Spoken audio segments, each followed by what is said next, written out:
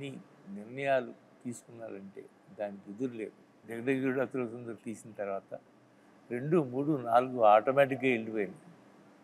అది ఆయన గొప్పతనానికి, ఆయన మంచితనానికి నిదర్శనం. దీన్ని కాంట్రడిక్ట్ చేస్తూ మాట్లాడతానండి. దీన్ని నేను పూర్తిగా ఒప్పుకోనిది. నేను ఇండస్ట్రీకి వచ్చిన తర్వాత దత్తు గారి మాటలో కానివ్వండి, ఇతర సీనియర్ ప్రొడ్యూసర్ మాటలో కానివ్వండి, మా రాఘవేంద్ర గారి మాటల్లో కానివ్వండి, నందమూరి తారక రామారావు గారు ఆ మహానటుడు ప్రొడ్యూసర్కి ఎంత విలువ ఇస్తారు, వాళ్ళు ఎంత బాగా చూసుకుంటారు, ఒక బిడ్డల్లా చూసుకుంటారు. చిన్న వయసులో వచ్చేటువంటి కాలేజీ స్టూడెంట్గా వచ్చేటువంటి అశ్విన్ దత్ గారు మొట్టమొదటిగా సినిమా తీయాలి రామారావు గారితో అంటే ఆయన బచ్చాగాడి నువ్వేంటి నాతో సినిమా తీసేది అని అనలా. ఆయన ఈయనలో ఉండేటటువంటి ఆ ఎంతూజియాజం, చెయ్యాలన్న తపన ఆయనకి గ్రహించి అలాగే తప్పకుండా చేద్దామంటే ఒక బిడ్డలాగా వాత్సల్యం చూపించారు. ఆ చూపించడం, సినిమాలు తీయటం, ఈయన ప్రొడ్యూసర్ని చేయటం కాకుండా ఆయన చూపించిన ప్రేమకి ఆయన బ్యానర్ వైజయంతి మూవీస్ అనే బ్యానర్కి రామారావు గారు ఊదిని పెట్టారంటే ఈయన హీరోలకు ఇచ్చేటటువంటి తండ్రి లాంటి ఆయనకి ఇచ్చిన విలువ, ఆయన వీళ్ళ బిడ్డలాగా చూసుకున్న విలువ, ఇవన్నీ వింటుంటే మాలాగా వచ్చే వాళ్ళకి మేము ఎంత ఇదిగా ప్రొడ్యూసర్లు గౌరవించుకోవాలని ఆయన నుంచి మేము నేర్చుకున్నాం. అంటే కాబట్టి నేను కూడా నా ప్రొడ్యూసర్స్కి అంత విలువ ఇచ్చి, వాళ్ళు లేకపోతే నేను లేను కదా. నాలో ఎంత టాలెంట్ ఉన్నా, ఎంత యాస్పిరేషన్స్ ఉన్నా, ఎంత కష్టపడే మనస్తత్వం ఉన్నా సరే ఆ వేదికనివ్వాలి కదా. అలా ఇచ్చేవాళ్లే తల్లిదండ్రులు, వాళ్లే దర్శక నిర్మాతలని మనస్ఫూర్తిగా నేను నమ్మే ఆంజనేయ స్వామి సాక్షిగా నేను నమ్ముతాను. అందుకే వాళ్ళకి విలువిస్తాను. నాకు వాళ్ళ ఈ పొజిషన్లో ఉండడానికి కారణం అడవి రాముడు, ఎన్టీ రామారావు. ఆయనతో 12 సినిమాలు చేశాను. బాబాయ్ బాబాయ్ అని పిలుస్తాను. ఇలాంటి హిట్స్ ఈయనతో 14 చేశాను. అందులో ఎప్పుడు అందాలలో అహో మహోదయం అంటే గుర్తుకొస్తూ ఉంటుంది. గుర్తుకొచ్చి వాళ్ళిద్దరూ ఆ పైనుంచి అమ్మాయి రావటం, ఈయన గైడ్గా రావటం. అందులో పర్టికులర్గా హైలైట్ ఇళయరాజా గారి హ్యాట్స్ ఆఫ్ అనిపిస్తుంది ఏంటంటే, ఒక దండకం లాంటిది జై చిరంజీవి అని ఒక పాటలాగా చేసి అందులో, ఎందుకంటే హీరో అనేవాడు గబుక్కున వెళ్ళి తెచ్చుకోవచ్చు.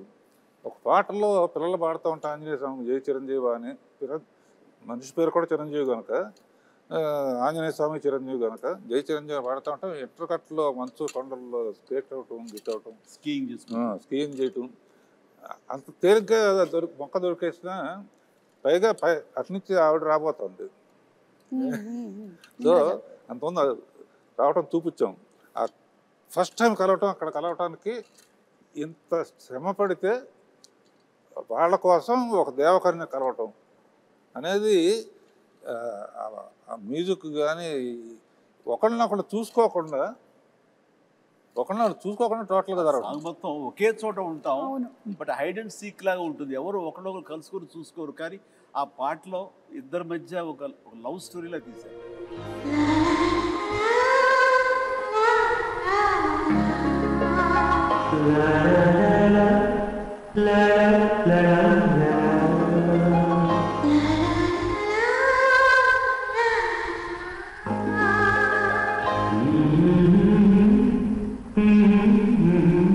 అలాగే ఇందులో వర్క్ చేసినటువంటి గ్రేట్ టెక్నీషియన్స్ లైక్ ఇళయరాజా గారు, రాజు సుందరం గారు, విన్సెంట్ గారు, వాళ్ళ గురించి ప్రకాష్ గారు, విన్సెంట్ గారు 8th ఫ్లోర్ బిగ్గెస్ట్ ఫ్లోర్ ఏషియాలో వాణి స్టూడియోలో. న్యాయంగా అయితే కాశ్మీర్ ఎక్కడికో వెళ్ళి తీయాలి, అవసరం లేదు, విల్ క్రియేట్ అంటే సబ్జెక్ట్ అయిన తర్వాత విన్సెంట్ గారు ఎక్కడ మహానుభావుడు, ఒక్క గ్రాఫిక్ షాట్ లేదమ్మా. 8th ఫ్లోర్ సరే, మెగా ప్రొడ్యూసర్, మెగా హీరో, అప్పటికి మెగా సూపర్ ఫస్ట్ సుప్రీమా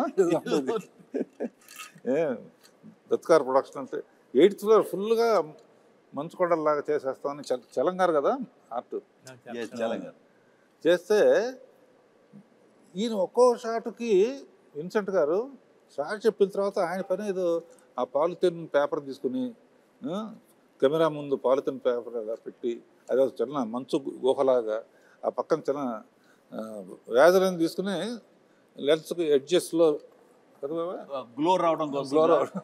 వ్యాజిన్ పూసి చేసేవాడు. అది నేకెడ్ అయితే చూస్తే ఏంటది ఆయన ఇలా చేసుకుంటున్నారని. బట్ కెమెరాలో చూస్తే అప్పుడు ఇంకోటి లేవుగా, మన మానిటర్లు కూడా monitors లేవు. లేవు. అవును. వాళ్ళు చూస్తుంటే ఇది ఒక అద్భుతమైన మంచు గుహలో నుంచి కెమెరా పెట్టి ముందుకు ట్రావెల్ అవుతున్న ఫీలింగ్ ఇచ్చేవాడు. అత్యద్భుతం అట్లా. అండ్ అన్నిటికీ మించి శ్రీదేవి టోటల్గా ఇంకా ఇక్కడ ఉండటం లేదు, వాళ్ళ నాన్నగారు పిలిచారు కాబట్టి లిబరలైజ్ అయ్యి వెళ్ళిపోతుంది పైకి. అది మేము పెట్టిన హట్ ఏదైతే ఉందో అది ఓపెన్ అయ్యి అందులోంచి ఆ అమ్మాయి పైకి వెళ్ళిపోవడం చూస్తుంటే, ఈ రోజుల్లో ఆ షాట్ తీయాలి అంటే ఎన్ని కోట్లు ఖర్చు అవుతుందో నాకు తెలియదు, కానీ దానికి ఆయన నో టైం, మార్నింగ్ స్టార్ట్ చేసి ఈవినింగ్ లోపలికి తీశారు. ఇప్పటికీ ఆ షాట్ అత్యద్భుతమైన షాట్. రేపు 9వ తారీఖు అందరూ చూస్తారు ఇది. అలాంటి కొన్ని విజువల్ వండర్స్, గ్రాఫిక్ లేకుండా చేసినటువంటి ఎన్నో షాట్స్ ఉన్నాయి. Super sir. అలాగే రాజు సుందరం మాస్టర్ గురించి ప్రభుదేవ సడన్గా ఒకసారి సుందర మాస్టర్ పని అసిస్టెంట్గా వచ్చాడు ప్రభుదేవ. పని నుండి వెళ్ళాల్సి వస్తే అబ్బని తీని తప్ప ఒట్టి ప్రభుదేవాన్ని పెట్టి మనం లైట్గా అవును, లైట్ మూమెంట్స్ ఉండాలని చెప్పి రిహార్సల్ చేసి ప్రభుదేవ ఫస్ట్ సాంగ్ అప్పని తీని తప్ప. అందరూ ఒకసారి వచ్చేటారు, సుందర మాస్టర్ వచ్చేటారండి. బెంగళూరు రేస్ కోర్స్ దగ్గర ఆయన కనిపించాడు కదా, అప్పుడు లేడా? లేదు, అక్కడ ఉన్నారు. ఫస్ట్ తోట ఉందే, అవును, అక్కడి నుంచి వెళ్ళిపోయారు.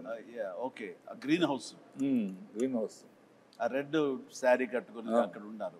ఎక్కడో ఒక కపుల్ ఆఫ్ డేస్ వచ్చేసాయని అబ్బాయికి ఇచ్చేసాడు. వీడు చాలా బాగా చేశాడు. అంటే తన మీద నాకు చాలా నమ్మకం అండి. దీనికంటే ముందు లంకేశ్వరుడు అనే సినిమా, ఆ తర్వాత రాజా విక్రమార్క, ఈ సినిమాలప్పుడు తను చాలా చిన్న కుర్రాడు. నేను వాడిని నిశ్చితంగా చూస్తుంటే అద్భుతమైన టాలెంట్ అనిపించింది. వాడితోటి మనం చేయించుకుంటే మనం కొత్తగా కనబడతాం. అంటే old wine and new bottle అనిపించింది నాకు. ఎప్పుడు అలాగే చేస్తుండేవాడు, ముఖ్యంగా డ్యాన్సుల విషయంలో. అలా చేసిన తర్వాత సార్ అటు చిన్నవాడు సార్, వాడికి ఏం తెలుసు సార్ అని సుందరం మాస్టర్ అనేవాడు. లేదు మాస్టర్ వాడిని పెట్టండి అని చెప్పేసి, వాడికి వీసా కూడా రాని అంత చిన్నవాడు, 16 ఏళ్ల వయసు. అప్పుడు నేను మలేషియా తీసుకెళ్ళి ఒక సాంగ్ ఇచ్చాను, ఇది స్టువర్ట్పురం పోలీస్ స్టేషన్. అప్పుడు స్టార్ట్ అయింది. ఆ తర్వాత నుంచి 2-3 సినిమాలు ఇందా చెప్పానుగా, లంకేశ్వరుడు కానీ కానీ అయింది. ఆ తర్వాత ఇందులో అత్యద్భుతంగా చేశాను, కన్నడ మొగుడు చింపేశాడు. అట్లాగా అతని టాలెంట్ని ఫస్ట్ ఐడెంటిఫై చేసి ఎంకరేజ్ చేసింది. వాళ్ళ నాన్నగారు భయపడితే కూడా, సుందర మాస్టర్ భయపడితే కూడా నేను తనని ఎంకరేజ్ చేయడం జరిగింది. అందులో ఇంకా తర్వాత డైరెక్టర్ గారు వాళ్ళందరూ కూడా తనకి పుష్ ఇవ్వడంతో ఈ రోజున ప్రభుదేవ అంటే ఎక్కడో ఉన్నాడు. Dance is equal to Prabhudeva is equal to dance అలా అయిపోయింది. Exactly. As a choreographer, director, hero ఎంతో ఎదిగాడు ఆయన కూడా. అంటే ఆ సినిమాలు అన్నీ చాలా మంచి మంచి చెప్పుకుంటాం, ఎన్ని కష్టాలు పడ్డారో చెప్పుకోవట్లేదు. ఇది మలేరియా రావడం, హాస్పిటల్, అది ఆ కష్టం కాదు. అన్ఫర్గెటబుల్ మూమెంట్స్ లో కష్టాలు కూడా. అంటే నవంబరు డిసెంబర్లో ఊటీలో చలి ఎలా ఉంటుందో మీకు తెలుసు కదా. అంటే మేమంతా మార్చి వెళ్ళాం సార్, సో మాకు తెలియదు నవంబర్ డిసెంబర్ కదా. డిసెంబరును నవంబర్లో వెళ్ళండి, మ్యూజిక్ రికార్డింగ్ వాయించాల్సి వస్తుంది పళ్ళతోటి. అండ్ అలాంటిది మిడ్ నైట్ పైన బట్టలు లేకుండా చిన్న గోచి కట్టుకుని ఆంజనేయం వేషం వేసుకుని ఒక ఫైట్ సీక్వెన్స్ తీశారు. ఆ చలిలో ఆ వేషం వేసిన తర్వాత ఒంటి మీద ఒక పూనకంలాగా వచ్చి ఏ మాత్రం చలి లేదు, ఏమీ లేదు, అంత బాగా చూసుకున్నారు. వెంటనే వేడి దుప్పట్లు కప్పేసేవాళ్ళు, చేసేవాళ్ళు. అండ్ చలిమంట వేసి కాచుకునేవాళ్ళు. It is nice. అన్ని రకాల మంచి అసలు 35 ఏళ్ళు అయిందంటే అసలు నమ్మొద్దే అట్లా అన్ని కంటికి గుర్తున్నాయి. అదే నా ముందు మాట. అంటే మీ ఎవరికి కూడా అంత ఏజ్ కూడా కాలేదండి, అది ప్రాబ్లం. నీలాగా ఒక సుముఖ తప్ప. రాఘవేంద్ర గారు, మీకేమైనా అన్ఫర్గెటబుల్ మూమెంట్స్ లేదంటే ఇలాంటి ఎక్స్పీరియన్సెస్ ఏమైనా ఉన్నాయా? ఇంకా ఒకటి గ్యారంటీగా చెప్పగలను, ఇలాంటి హిట్ మళ్ళీ రాదు. ఎన్ని పిక్చర్లని రావచ్చు కానీ. ఎందుకంటే చాలా సినిమాలు హిట్ అవుతున్నాయి, బట్ భయంకరమైన తుఫాన్లో చెట్లు విరిగిపోయి అన్ని థియేటర్లు మూసేసి మునిగిపోయి అన్ని థియేటర్లు మూసేస్తే జనం వెళ్ళట్లేదని చెప్పేసి తెచ్చినట్టు ఫైర్ ఇంజిన్ తెప్పించి నీళ్లు బయటికి తోడుతూ వీళ్ళు కుర్చీల మీద కాళ్ళు వేసుకుని కింద నీళ్లు సినిమా చూశారు, ఎంజాయ్ చేశారు. ఈ చరిత్ర మళ్ళీ ఇంతకన్నా ఎక్కువ డబ్బు రావచ్చు, కానీ తుఫాన్ కూడా రావాలిగా. తుఫాన్ రావాలి, అదొకటే కాకుండా ఒక చోట శ్రీకాకుళంలో రాఘరావు ఎరగదీశారు మా బాస్ని సూపర్ అని. సూపర్ తీశారు. తమాషా ఏంటి, మా బాసుని ఎరగ తీసేశారు మీరు అని. నెక్స్ట్ ఏమన్నా తెలుసా, మీకు విషయం తెలిసి చెప్పంటారా అంటుంది. ఏంట్రా, ఈ సినిమా ఎవరైనా సరే 3 సార్లు చూడాలంటే అన్నాడు. 3 ఇంటి లెక్క 2 అనొచ్చు లేదా 10 అనొచ్చు. 3 ఇంటి లెక్క అంటే ఒకసారి మా బాస్ చిరంజీవి గారికి వస్తుంది చూడాలండి, ఒకసారి శ్రీదేవి ఎట్లా చేస్తుందో చూడాలి, ఒకసారి ఇద్దరు కలిసి ఎట్లా చేస్తారో చూడాలి. ఆడియన్స్లోకి వెళ్తే కానీ అసలు ఆ విషయం తెలియదమ్మా మనకి. నిజంగా ఇప్పుడు ఆలోచించి రేపు రిలీజ్ అయిన తర్వాత పాట చూడు యమహో కానీ దాన్ని చూస్తే ఎవరితో ఎగ్జాక్ట్లీ వాడు అంటే ఇప్పుడు రిలీజ్ అయ్యి ఇక్కడే కూర్చుని వాళ్ళు మాట్లాడటం కాదు, కామన్ మ్యాన్ ఏమనుకుంటున్నాడు, కామన్ మ్యాన్ హీరోని గుండెల్లో పెట్టుకుని చూసుకుంటాడు. అందుకనే ఫస్ట్ చిరంజీవిని చూడాలి ఒకసారి, తర్వాత శ్రీదేవిని చూడాలి ఒకసారి, ఇద్దరిని కలిపి చూడాలి ఒకసారి. ఆ యాంగిల్లో రేపు రిలీజ్ అయిన తర్వాత సో జగదేక వీరుడు అతిలోక సుందరి సినిమాతో మీకు ఎన్ని మెమరీస్ అయితే ఉన్నాయో అన్ని మెమరీస్ ఈ సినిమాని చూసిన వాళ్ళకి కూడా ఉంది.